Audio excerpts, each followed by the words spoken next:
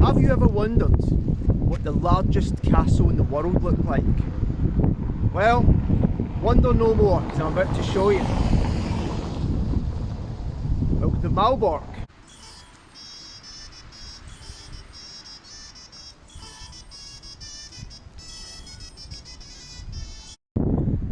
Just before I go inside here, I want to point something out that I thought was quite funny.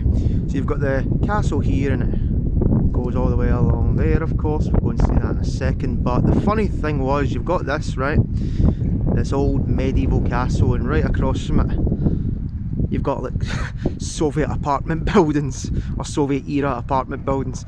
I wonder if the rent's higher on them because of the view. I mean, it must be, right? Imagine just living in an ordinary house. You open your window every morning and you see that. Unbelievable.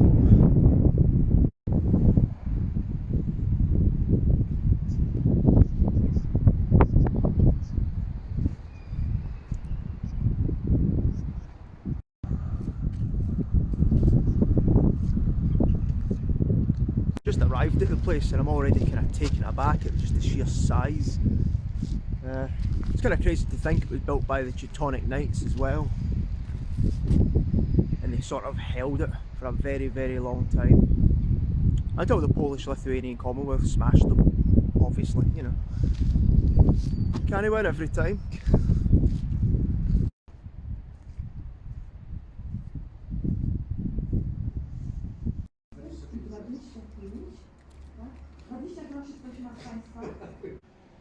Camera quality aside, don't know if you can see that big gate there, and that's just one of the gates. They stretch all the way back there. I'm starting to realise why this place was never taken. Oof. What an impressive place this is. It's not just the sheer size of the place either, it's exceptionally well thought through.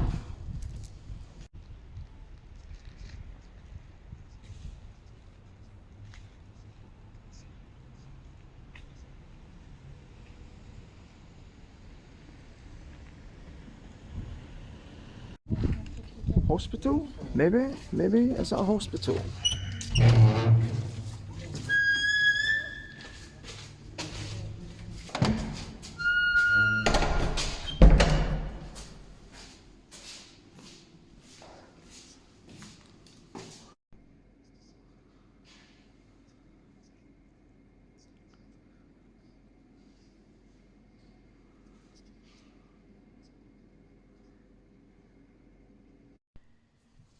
I remember when I was on the bus, travelling from Budva, we had to stop off in Podgorica, and I thought, wow, I really need the toilet. And do you know what they had in Podgorica? In the 21st century, a hole in the ground. This medieval toilet is better than what they had at Podgorica bus station, and I am absolutely not joking you. Oh. Can you tell I'm still a bit annoyed about it? Aye, well, I shat myself, so no wonder. But anyway, moving on.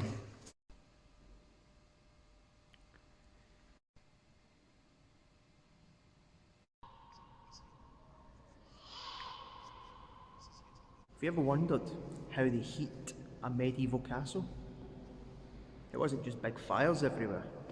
They were a wee bit more sophisticated. Let me show you. Underneath these is where the furnace used to be. And these holes that are obviously now covered up with metal were the heat pumps. Crazy to think, right? But aye, our ancestors and folk of their era were far more sophisticated than we give them credit for sometimes.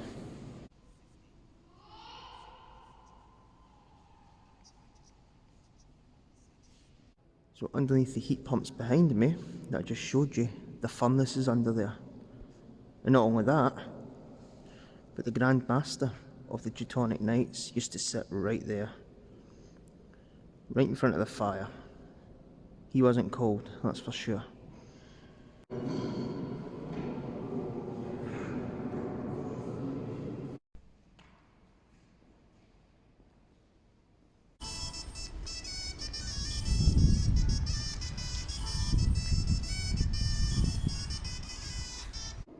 Okay, so this room here, I'm just going to briefly explain this to you. This was the Grand Master of the Teutonic Knights. This is his private rooms. Not only does it have where he would keep his robes and stuff like that, but this bit's kind of cool. Okay, so it's a bit of glass today with a stair, but back in the day, back a few hundred years ago, this is basically his spy hall. The banquet hall that were just left, he would be able to look down this hole and see what was going on down there, keep a wee eye on every day, make sure nobody was messing about. And something else worth mentioning as well, just before this place becomes mobbed with tourists, I can hear them. He had a better toilet than Podgorica as well. Most of this video is just going to be me absolutely baffled at medieval toilets. I'm sorry, but these are a lot better than I was expecting. Wow. There's been all sorts of Crusader poo-poos going on in there. Oof. None of these people seem remotely interested in the Grand Master's toilet. It must just be me. There you go. Don't know what that tells you. Anyway, let's follow the crowd for once in my life. Wee fun fact for you. Back in medieval times, it was seen as sinful and problematic to paint with more than 6 colours. So the ones you see here mostly came from plants and they're not mixed with other colours. The idea was that if you mix paints, it disturbs what was created by, God or some nonsense like that. Basically, they missed out on a lot of nice colours because they were being silly, but that's just my opinion. Having said that, look how beautiful this is. This is where the Grand Master would receive guests and stuff like that. The other one was his private room. This is where he would receive guests. And considering green was the most expensive colour to get at that time, it shows you how important the guy really was. So there's that. And then if you go in here, there's actually a chapel, which is kind of cool. At least I think so.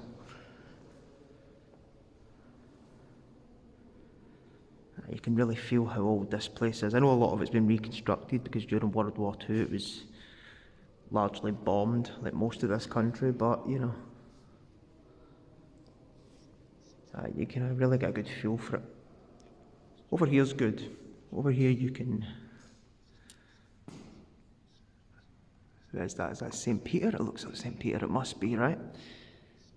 Got to be. Well, that's an interesting painting. We'll see that in a minute. I don't know if I'm allowed to walk on that. I don't think I am. There's security in every single room of this building. Every single room there's a security person staring at me because I'm talking to a camera like I'm nuts. There must have been vloggers in here before. I mean, surely. I can't be the only one. Or maybe I'm setting trends, who knows?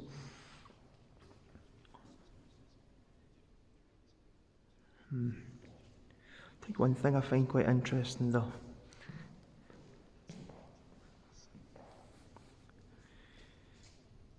Something I notice quite a lot, medieval art is often a lot less racist than the art that came later. The art that came later is, everybody's white. Everybody who's Middle Eastern is suspiciously white. Not in this picture though, they've got this guy. I don't really know who he is, I don't know what his job is, I don't know why he's there, but he's represented nonetheless.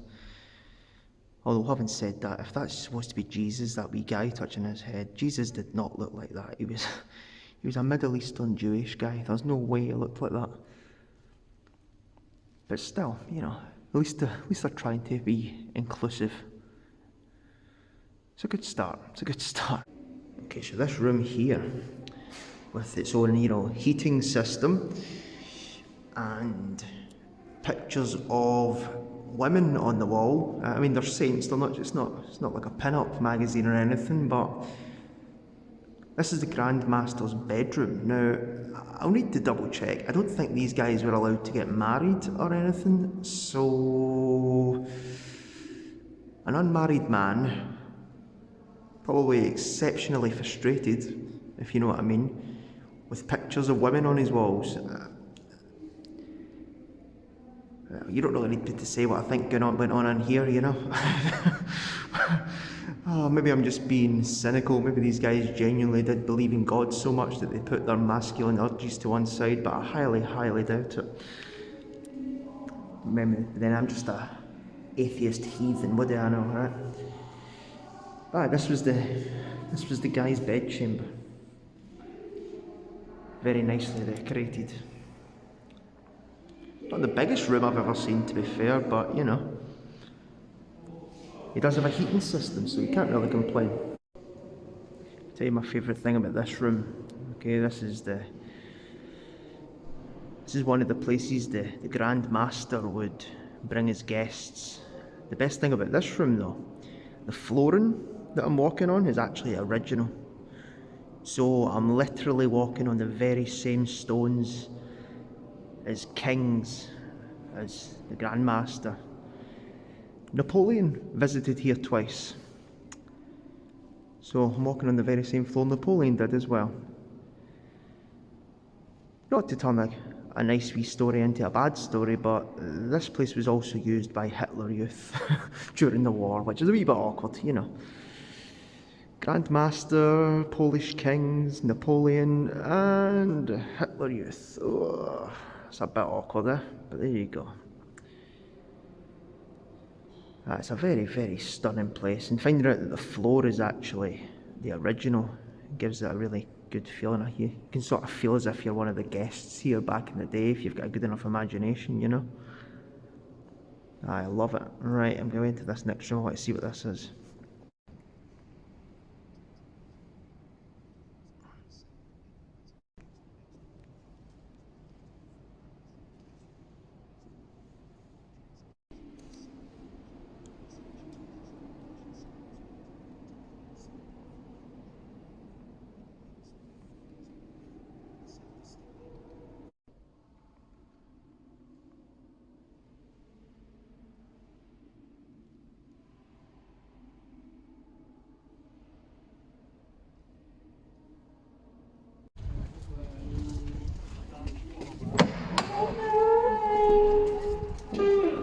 Christ. Sounds like Dracula's castle, man. Hoofed.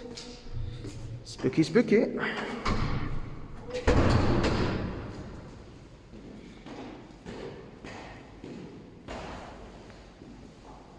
I don't know what's in here, so let's hope looks very modern, which I'm not too sure about.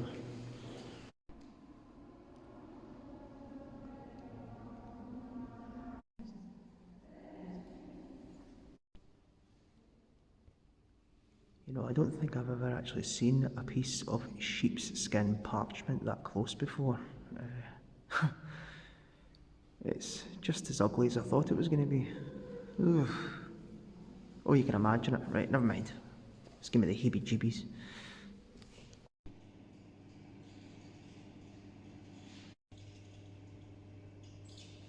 As I mentioned earlier, there's been some very impressive guests who've stayed at this castle. You've got Kaiser Wilhelm here with his unbelievably brilliant moustache. Frederick William of Prussia. You've got Maria Pavlova. Okay then. Don't know too much about her, I'll be honest. And you've got another Frederick William. Excellent. And then you've got this dude. Who is that? I actually can't remember his name. Ah, another William, of course. So whilst you've got all of that, you then have this unfortunately familiar looking chap who signed the guest book, you know, as you do. Whew.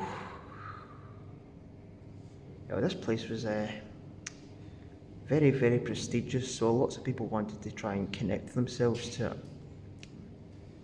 Not all of them good guys, clearly.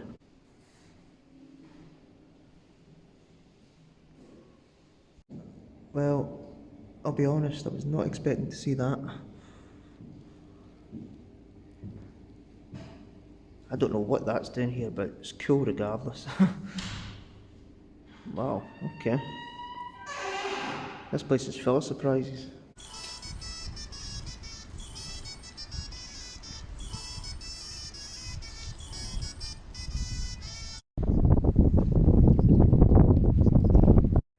okay, sorry, but wee moment of immaturity here. See this guy here? Do you know what his name is? Fuchtwangen. Oh, what a name that is. Fuchtwangen. Holy shit. Oh. Well, I mean, he's got a statue, so who's really laughing here? But that is a great name. It's absolutely phenomenal. I needed to tell people about that. That's... Hi, that's me. Moment of immaturity over. I'm sorry. I'm really sorry. But if it happens again, I will be doing it again. So, you know.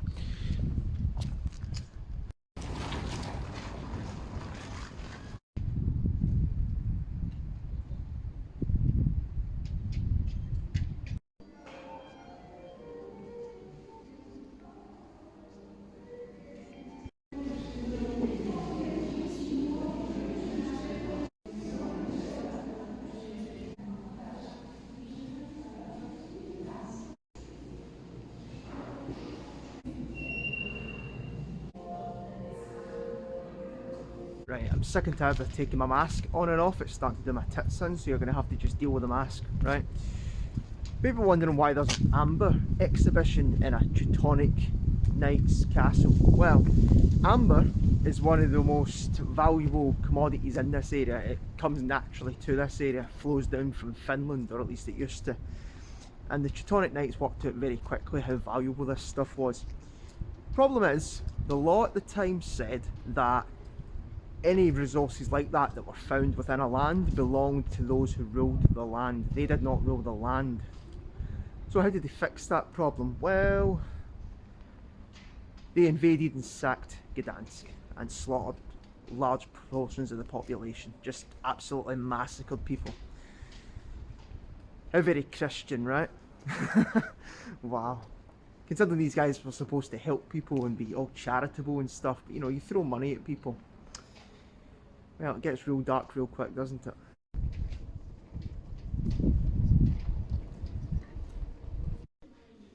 Well, I'm starting to realise why everybody was dead by 40 back in the day. Oh, I don't even think my knees are going to do this.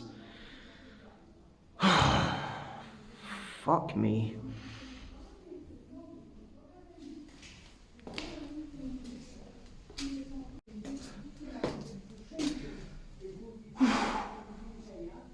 I'm absolutely blown out my arse here, man. Bit more fun.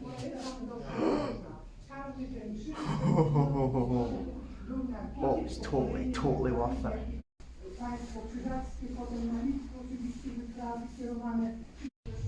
Tell you what absolutely always blows my mind about swords, especially swords from like the 13th, 14th century, that kind of thing. See that thing there? Now, would you be able to pick it up? Aye, probably. But that's a single-handed sword. Could you imagine you're involved in a battle that takes hours and hours and hours and you have to keep swinging that hunk of metal around continually? You would, I mean, how would you even? You would be running on nothing but sheer adrenaline and fear, wouldn't you? Fear knowing that if you stop swinging, you're dead. And adrenaline, well, you know. People back in those days weren't, you know, their diets weren't as good. They didn't have as much access to, well, they didn't have as much access to anything, did they? Always blows my mind completely.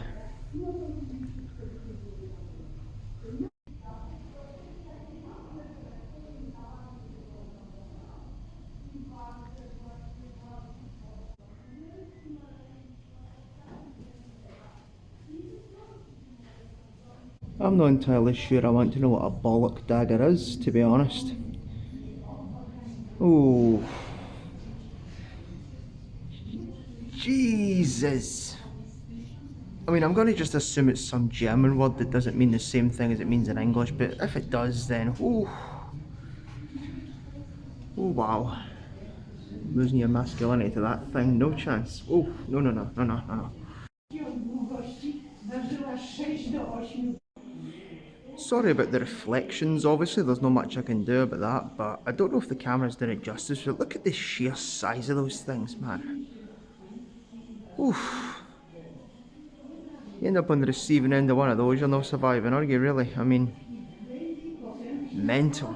Absolutely mental.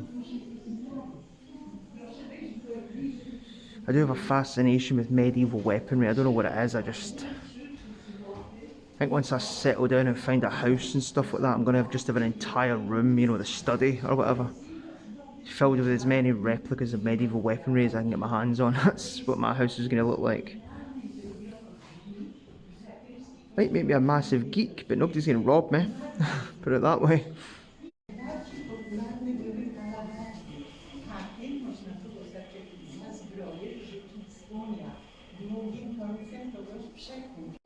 Oh aye, found herself a wee Scottish dagger. Wasn't expecting that, but aye. Got to see what a Scottish dagger looks like, of course you do. There you go. Man, you just imagine, I mean, that, when I think of a dagger I think of like a small knife you can conceal maybe somewhere, but that thing, you put that through somebody that's coming right out the other side, regardless of what part of the body it is. Oof.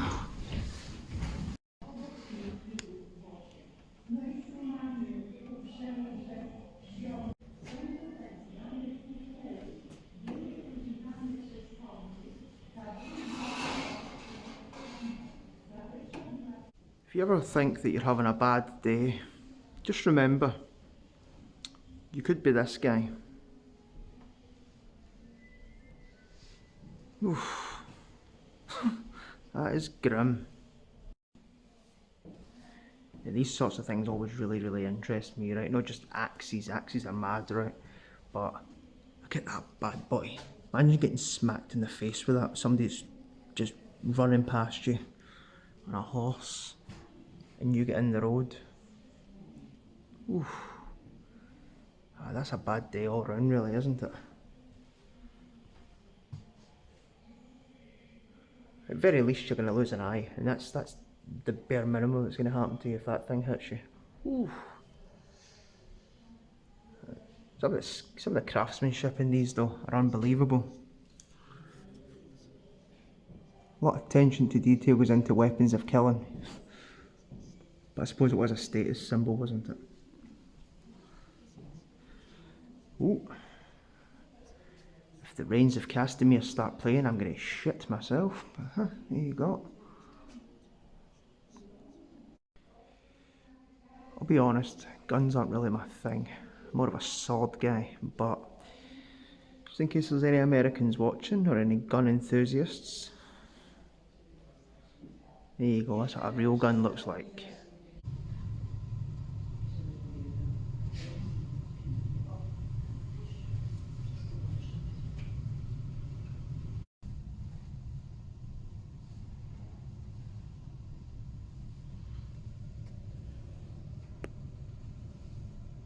Well, I might not be a gun guy, but even I'm slightly fascinated by that. It's so small the camera doesn't even want to focus on it. Wow. There you go, and that gun actually comes from London, believe it or not.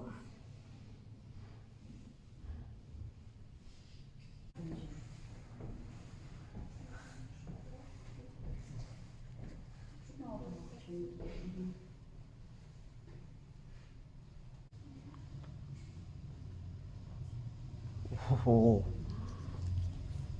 this is what I'm talking about. Ah, okay. Well, I might just have died and went to heaven slightly. Jesus. I don't even know where to start in here.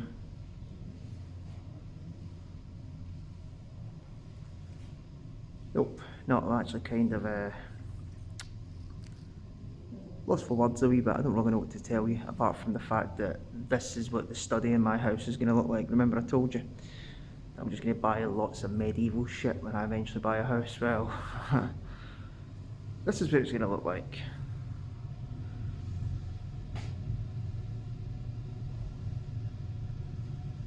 I think I know what my job would have been if I had been alive 600-700 years ago. Especially if I'm the same height as I am now, then I would have been roughly the same height as everybody else back then. So All the guys back then were my height now. I'm not short, I'm just born in the wrong era. And that's the excuse I'm going with.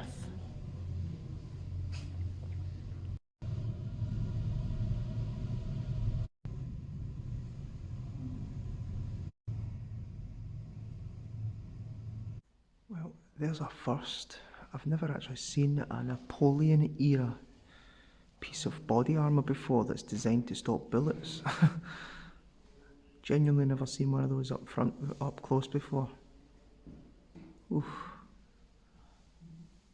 I think full plate armour after the Napoleonic times was pretty much obsolete. People just stopped wearing it after that point. But there you go, that was what they wore even back then.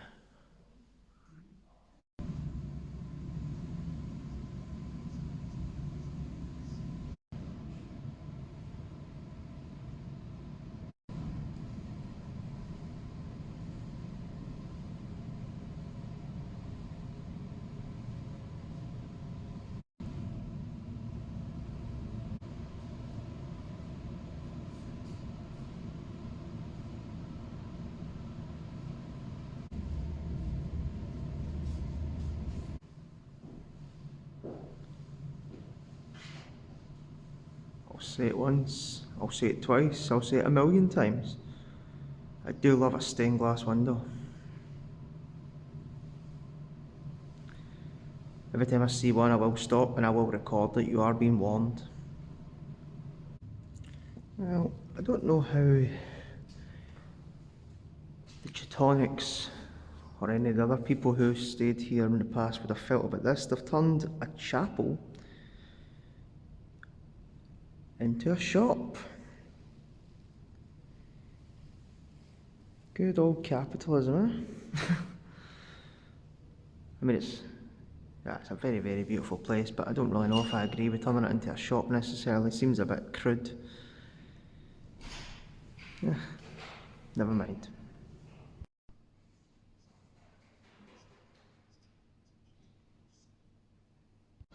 I know what I'm dressing up as for Halloween. Oh, the heresies. The blasphemy, even. But then, that's what Halloween's for, right? Ugh, never mind. I don't really feel too bad mocking the Teutonic Knights. They did, after all, call themselves Christian, whilst simultaneously massacring entire towns so they could steal resources. So I don't feel too bad not really believing their Christian credentials. Or maybe I just read the wrong Bible, who knows, eh? Maybe I'm the idiot. Which is always possible. It's always possible. Saw this nice drawbridge, thought, oh, that'd be a good place for a thumbnail or a selfie, and then I come out and it's still windiest place in the world. Oh man, I'm struggling to stay standing. Oh, the camera nearly went flying as well. Oh, I'm sorry if you can't hear me very well, but maybe you'll get some feeling about how I am just now. My fingers are about to fall off. Oh man. As beautiful a place as this is, maybe I should have done it in the summer. But anyway, we're not here to moan. We're not here to moan.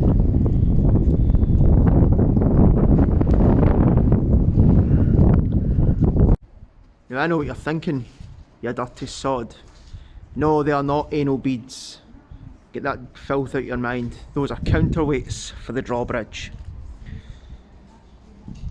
You know something, if you just can't be mature, if you're all just filth in the mind, well, you'll fit in well here. Who am I kidding? Never mind. Oh.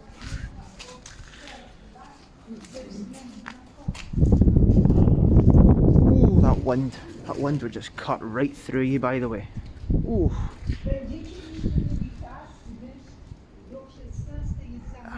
Absolutely stunning place, and it's massive as well. Absolutely huge. The only problem is there's lots of areas you're supposed to expected to be quiet in, you know, but there's no rules. You can have your camera, you can do all of that stuff, but you're sort of expected, because it's museums and stuff and very echoey halls, you're supposed to be kind of quiet. So I feel slightly bad talking too much, hence why I'm just labelling stuff for you. But anyway, let's go on.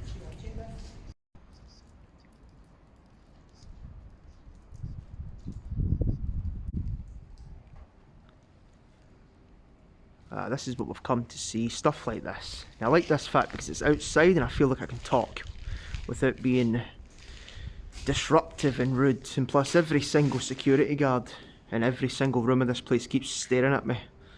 So, none of them have actually said anything because I'm not technically doing anything wrong, but, you know, still feel kind of bad regardless. I'm a nice guy. Sometimes. Okay, occasionally. Seldom, fine, seldom. Look at the details here though. Could you imagine how long that took?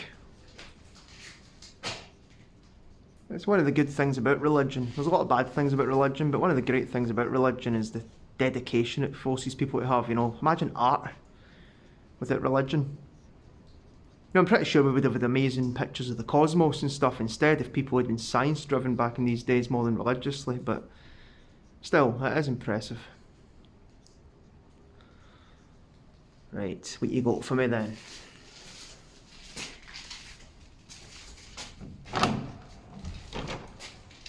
Oh, that's a big heavy door that doesn't swing open. Oh, I think people might be dead in here. I think we might be in graves. I think people might be buried here. Oh, oh, definitely. These are burial chambers. You can tell a mile off. See if I can find out who's buried in here.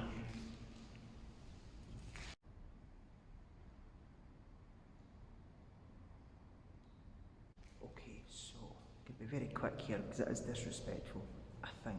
So basically, this is where 12 of the Grand Masters of the Teutonic Order were buried. There's only 3 gravestones that still remain to this day, but this is where 12 of them are buried. It's a very fitting place for guys who held the importance they held.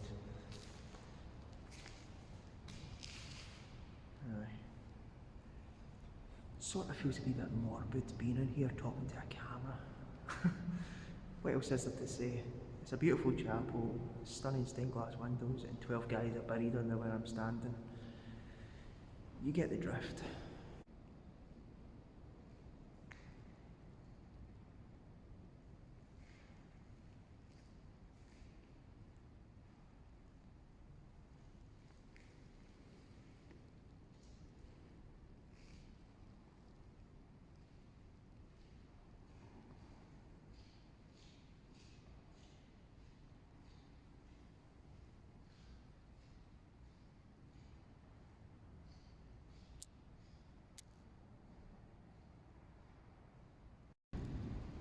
Alright, so when you leave the chapel area there, you come out to this place, and this is actually a cemetery for the Teutonic Knights themselves. Obviously the Grand Master, or the Grand Masters, there was more than one of them of course.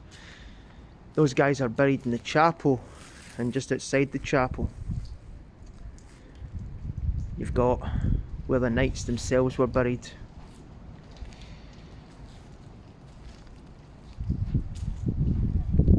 It's a difficult group to sort of gauge, you know, because on the one hand they were charitable men who helped a lot of people, and you know, they had a sense of brotherhood between each other, and that's something you don't get a lot of these days, really. I don't think, at least. Guys who would stand and fight and die together because they genuinely believed they were doing the right thing. But then on the other hand, were they doing the right thing? And is it ever justifiable slaughtering half a town just so you can steal resources? Well, I suppose if they're right and Jesus and God and all that stuff were real, I suppose they would have found out when they went to Pearly Gates whether they were justified or not. You can see here the gravestones are absolutely, that one there in particular, you can see the night, that's spectacular.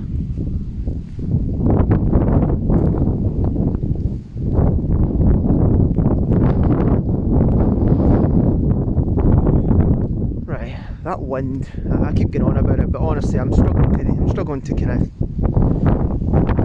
look the way the tree's gone, you can see how crazy it is. Even if the camera's not quite picking it up, that tree gives you an indication of just how windy it is here. I don't even want to imagine what the chill factor is.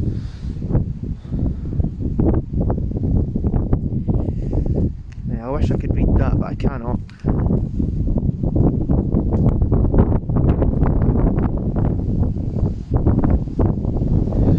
Oh, right, I'm going to close.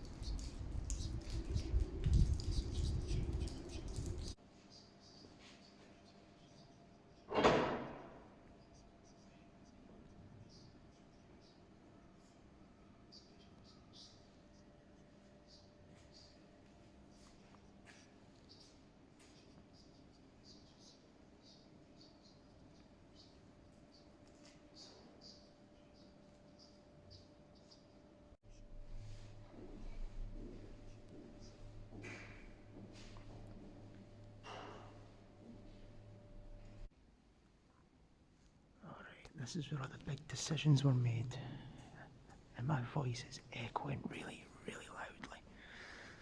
So let's be very quick about this. Obviously you've got the central heating there. You've got Jesus up here, just to remind me why they're supposed to be here. Their clothes dripping with stolen amber, but never mind. The three virtues, and this is the bit I'm interested in. Huh? You're closed? Oh, okay. Okay. Cheers. Well, that's disappointing. Right, well, I've just been told that we're closed, so I'm going to have to call it quits there, I'm afraid. I think there's still about half the castle to see, so that's quite irritating. I paid 60 zloty each to get in here. I thought maybe I'd be given the opportunity to see around the place, but nope. Just as I was in the main hall, the bit where all the action used to happen, I was just about to sit on the Grand Master's chair and I was told, no, you need to leave. Oh well. You know, I'm actually kind of disappointed all round. I mean, it's a beautiful place, lots of history, but there wasn't really much opportunity for me just to talk to you because of the kind of unwritten rules of the place, and well, I didn't even get the opportunity to finish it, so yeah. Well, if you come to Malbork, come earlier than we did. See you next time, I suppose. Hopefully it goes a bit better then. Yeah, how the fuck did I get out of here?